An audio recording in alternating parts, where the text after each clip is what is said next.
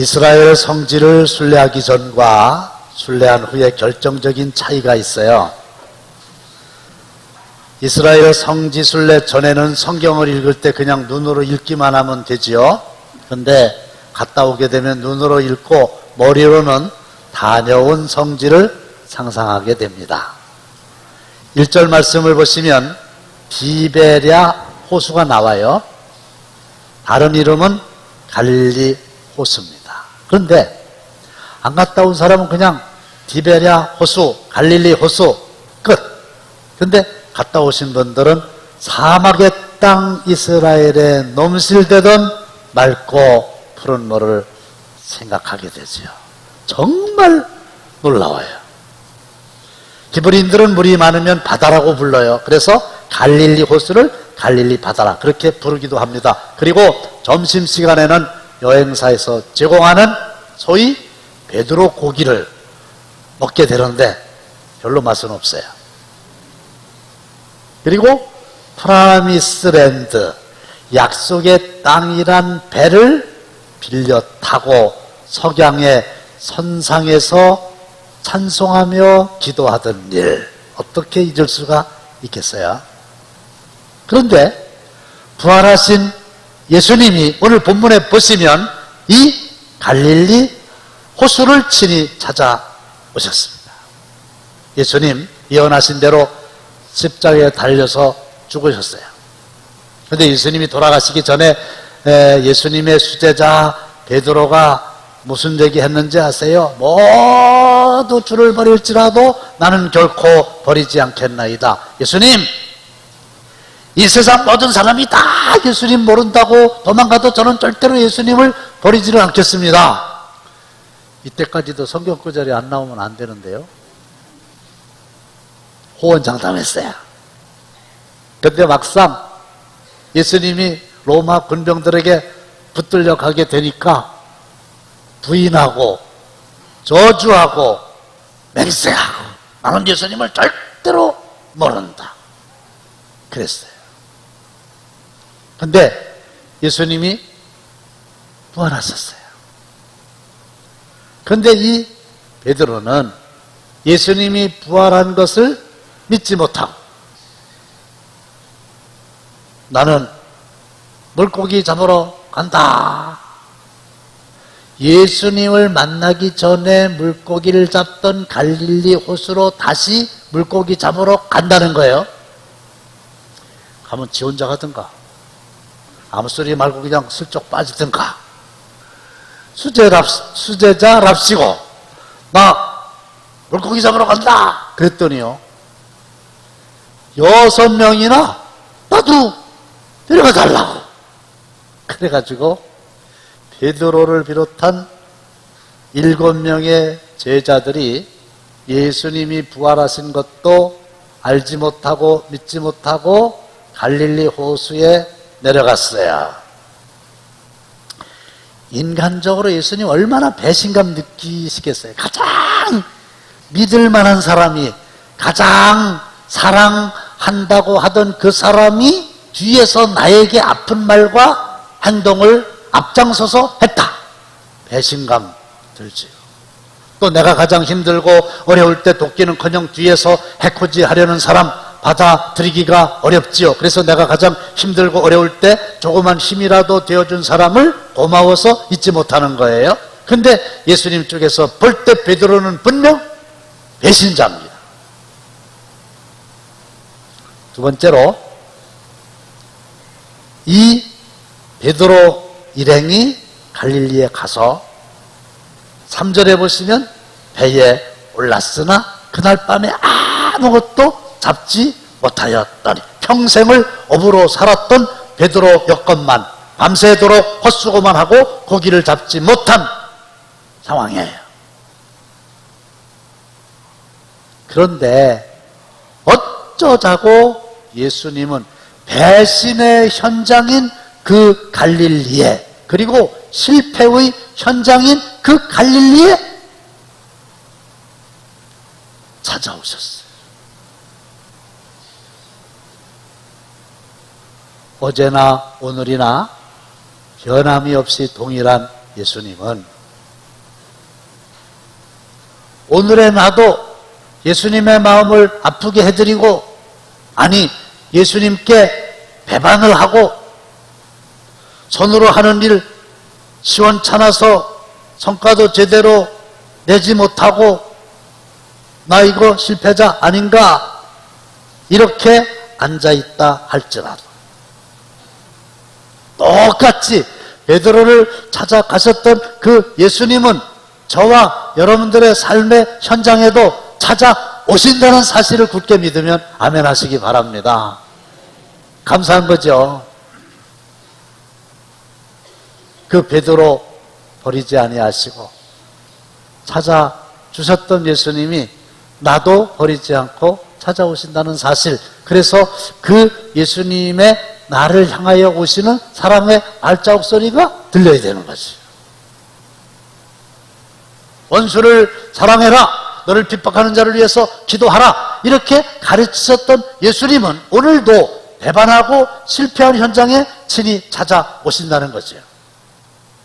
시편 121편 1절로 2절 보시면 내가 산을 향하여 눈을 들리라 나의 도움이 어디서 올까? 이 시편 기자는 어떤 상황인지 모르지만 지금 누군가의 도움을 절실히 필요로 하고 있어요. 그래서 나의 도움이 어디서 올까? 그랬더니 나의 도움은 천지를 지으신 여호와에게서로다. 두려워하지 말라, 내가 나와 함께함이라. 놀라지 말라, 나는 내 하나님이 됨이라. 그래서 우리가 두려워할 때 하나님은 혼자 버려두지 아니하시고 친히 찾아오셔서 함께하시고 손목 붙잡아 주시는 줄로 믿으면 다시 한번 아멘 하시기 바랍니다. 예수님이 갈릴리 호수에, 아니 예수님이 나의 삶의 현장에 찾아오신 건데, 그 예수님이 본문에서 실패의 현장, 배신의 현장 갈릴리에 나타나셔서 제일 먼저 하신 일이 뭐냐? 예수께서 이르시되 와서 조반을 먹으라. 너희들 배고프지? 이것을 먹으라. 그랬었어요. 베드로가 보니까, 베드로와 함께 갈릴리에 내려갔던 제자들이 보니까 예수님이 약속대로 부활하셔서 찾아오신 거예요.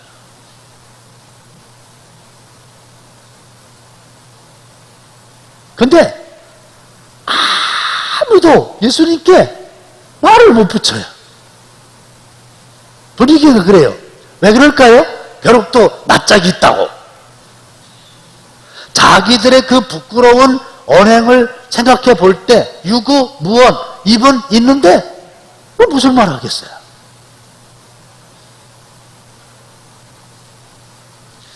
이런 상황에서 내가 예수님이라면 어떻게 했을까? 야, 베드로, 삼보 앞으로. 야, 다른 사람도 아니고 네가 이따 이 짓을 하냐? 너만 온 것도 아니고 다 데리고. 너 그 전에 내 앞에서 했던 얘기 생각 안 나? 6명도 앞으로.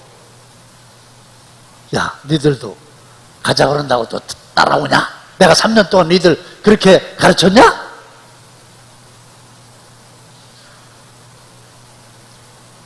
그럴 만도 한데 예수님은요 한마디 야단 치지 아니하시고 단 한마디 책임도 추구하지 아니하시고 13절에 보시니까 떡을 가져다가 그들에게 주시고 생선도 그와 같이 하시리라.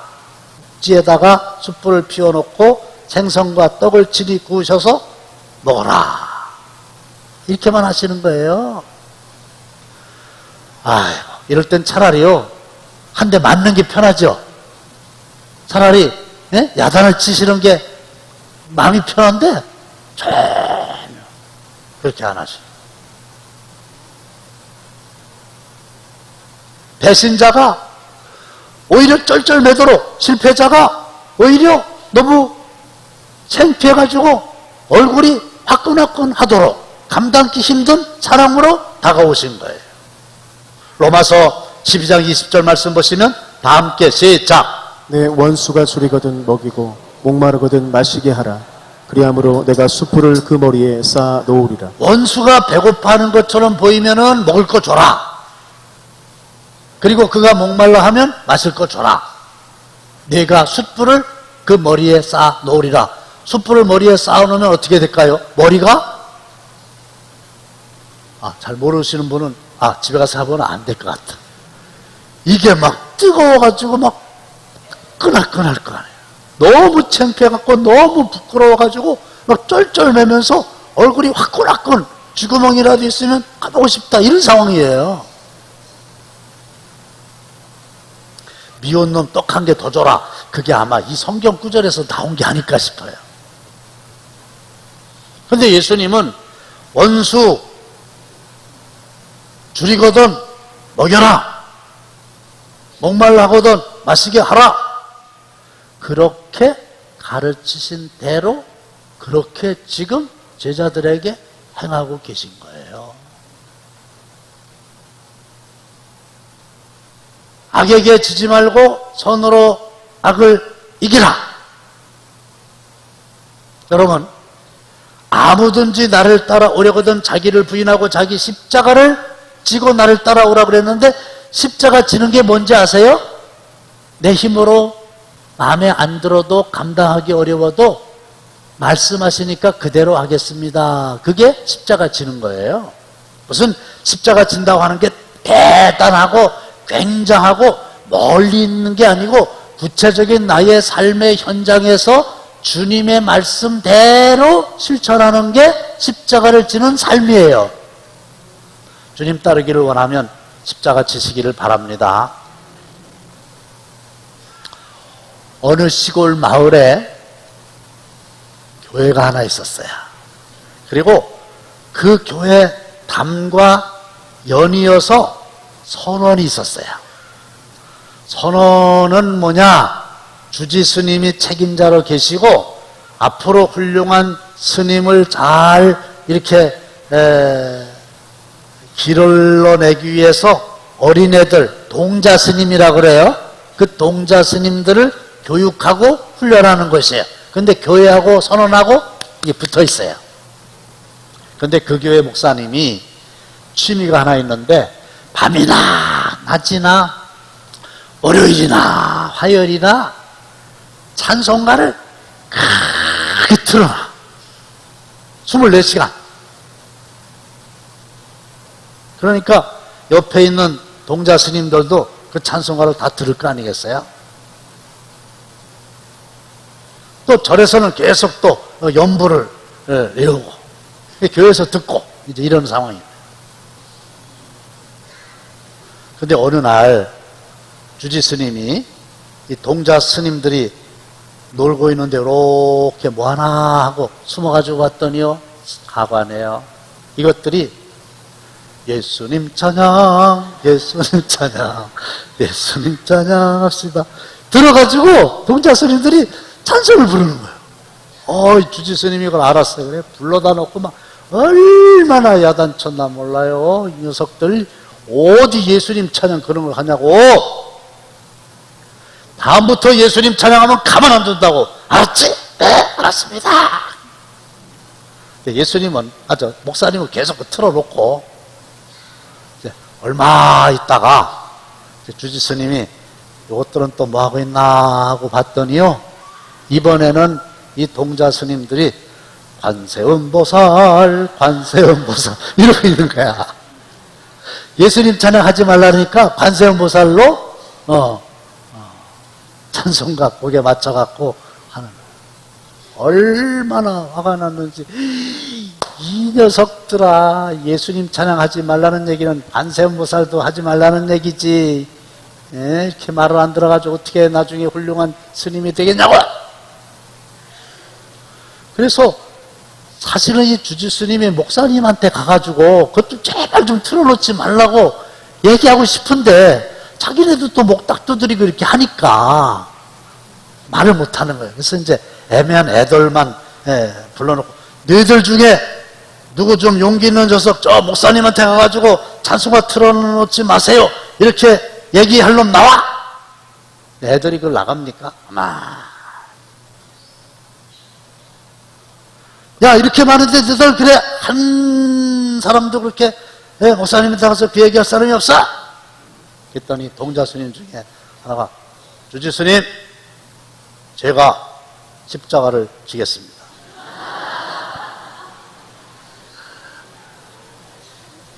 그랬대요.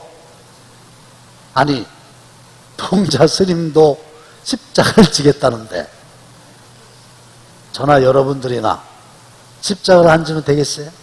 십자가 지는 게 뭐예요? 원수를 사랑하고 핍박하는 자 위해서 기도하라.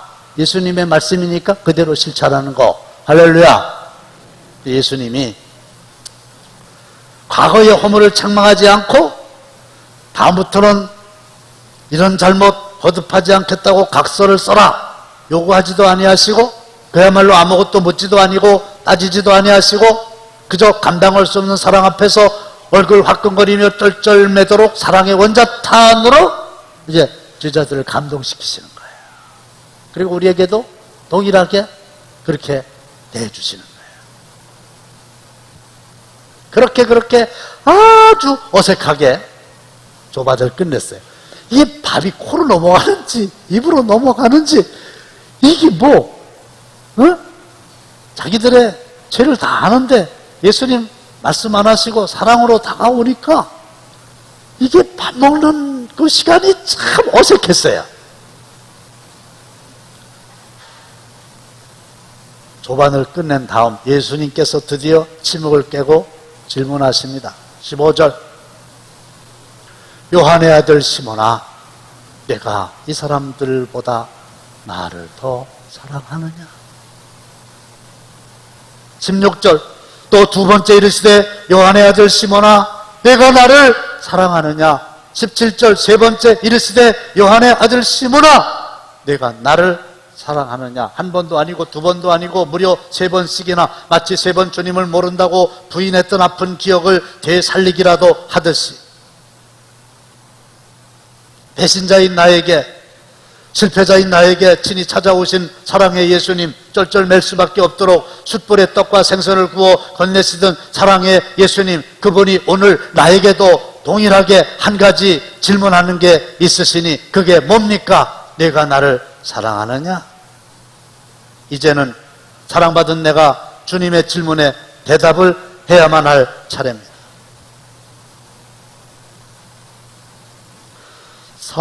사랑하는 시몬아, 넌 날 사랑하느냐? 오 주님, 당신만이 아십니다. 2000년 전에 갈릴리 그 현장에서 물으셨던 그 예수님은 오늘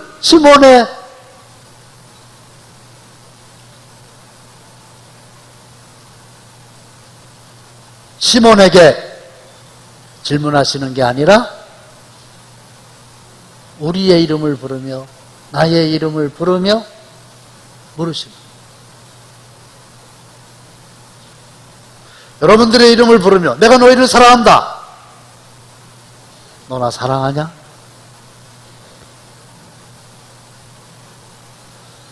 베드로가요, 그 사랑에 감격해서 사랑합니다 이래야 되는데 차마 사랑한다 소리를 못하고, 예수님 아시잖아요, 저 사랑합니다. 주님의 사랑을 알고 주님을 사랑하는 자만이 주님의 양떼를 먹일 수 있고 주님의 뒤를 따라갈 수 있다는 거지요. 네로 황제 로마 성을 불살하고 모든 책임을 기독교인들에게 뒤집어 씌웠습니다. 모든 기독교인들이 핍박을 받을 때 베드로는 그 핍박을 피해서 로마를 등지고 7 언덕을 넘어서 피신길에 나섭니다. 근데 로마를 향해서 오시는 부활의 주님을 만납니다. 허바디스 도민의 주여 어디로 가십니까? 그때 예수님이 말씀하십니다. 나는 내가 버리고 도망치는 저 로마성에 들어가서 다시 십자가에 못 박혀 죽으려 한다. 이 말을 들은 베드로 울며 회개하고 발길을 돌려 로마 성으로 들어갑니다.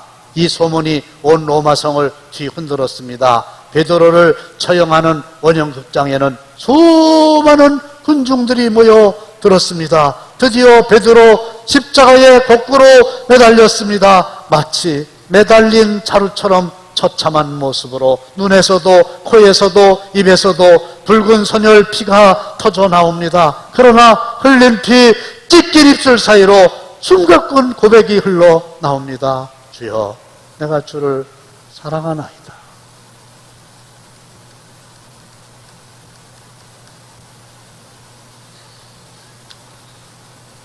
예수 닮기를 원하십니까? 예수님 따르기를 원하십니까?